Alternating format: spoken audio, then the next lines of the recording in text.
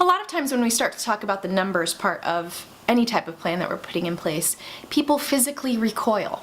But you don't have to do that because I've got a couple of tools for you as you are planning out your retirement move. Hey there, welcome back to my channel. This is part 3 of a series that I'm putting out talking about planning a retirement move. We've talked about researching it from afar, making a strategic visit, and now we're going to look at some numbers side of the story because you may have fallen in love with this place, but can you afford it? That's the question we're going to tackle today. But before we get into that, have you subscribed to this channel? I make weekly videos and would love to have you along. If you've been watching this series, you know that we've been looking at a move from Canton, Ohio to Savannah, Georgia. And it's just an example to give us a place to start. My first numbers tip for you is understanding what it takes for you on a month-to-month basis to get everything done that you need to, whether that's paying for a mortgage or going out to eat or taking care of your pets, whatever it is. Write that down. Get that number on a piece of paper. Now, some people call this number a budget. However, again, a budget, that word, people physically recoil to. And so I don't want you to think about this as somebody putting you on a budget.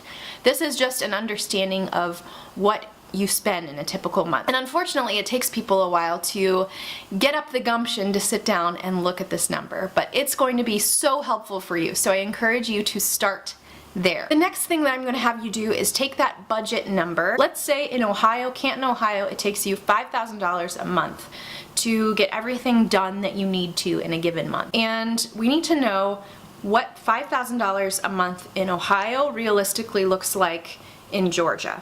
Okay, does that make sense? So $5,000 a month in Ohio is $60,000 a year. But does it take $60,000 a year to live in Georgia, or is it a little bit higher or maybe a little bit lower? So to find out this information, I just went to Google and I typed in cost of living comparison. And what it came up with was a calculator, Sperling's Best Places Cost of Living Calculator. So I clicked on that.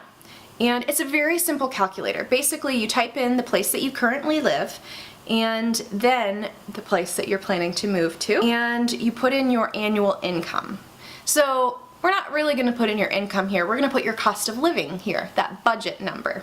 So I'm going to put in $60,000 to see how that projects out to Georgia. And what you will see is that $60,000 in Ohio is equivalent to $63,473 in Savannah, Georgia.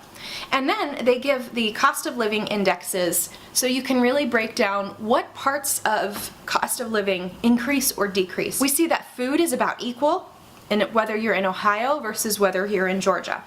Housing is a lot more expensive in Georgia than it is in Ohio, and you would need to factor that into your consideration, but you've probably already bumped up against that as you've been doing some of the real estate research. This is a really great tool for you just to get kind of a side-by-side comparison of city to city, so that you can be a little bit more prepared in what to expect with your living expenses. The next tip I have for you is to really understand the tax structure of the state that you are planning to move to. So I found a great tool for you from Kiplinger. It is a state-by-state tax tool that helps you really understand which of the states are more tax friendly and which are less tax friendly for retirees.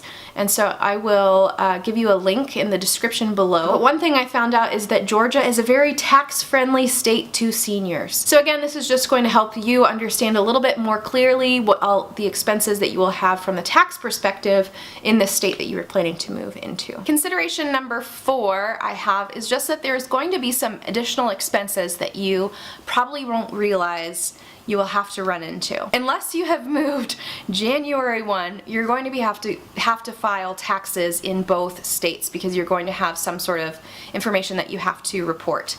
That'll be just a little extra expense for that year. It might add a couple extra $100. When you move, the estate planning documents that you typically have or have had in the past with your previous state might not be applicable in the state that you move to because every state has its own rules, and so you're going to need to consult a new estate planning attorney in the town or city that you move to. So that can add, a couple extra $1,000 to redo wills, power of attorneys, trusts, living wills, all of that. But it's very important that you go and get that information handled, because if something happens to us, God forbid, we just want to make sure that our estate is nicely wrapped up. The Medicare coverage that you have might not be quite in alignment with what you need in the state that you move to, depending on the insurance program that you're using. So you just want to just verify all of that information, do your due diligence there. Thinking about your home insurance and just property insurance and all of that, there can be some additional costs depending on the place that you choose to move to.